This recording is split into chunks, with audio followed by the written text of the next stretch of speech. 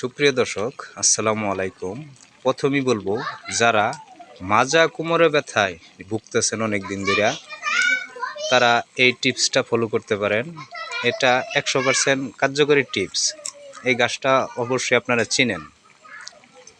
এই গাছটা দেখে ভালো করে ধুয়ে তুলে আপনারা ভালো করে সিদ্ধ করবেন। 2 গ্লাস পানি দিয়ে এটা সিদ্ধ করে 1 গ্লাসে নিয়ে আসবেন। তখন একটু ঠান্ডা হলেই আপনি এটা সকালবেলা খালি পেটে খেয়ে নেবেন।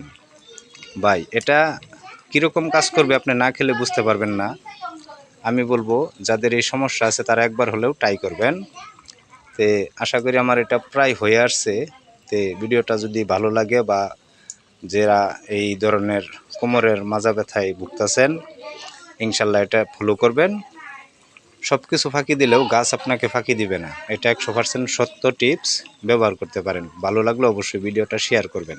ধন্যবাদ সবাইকে।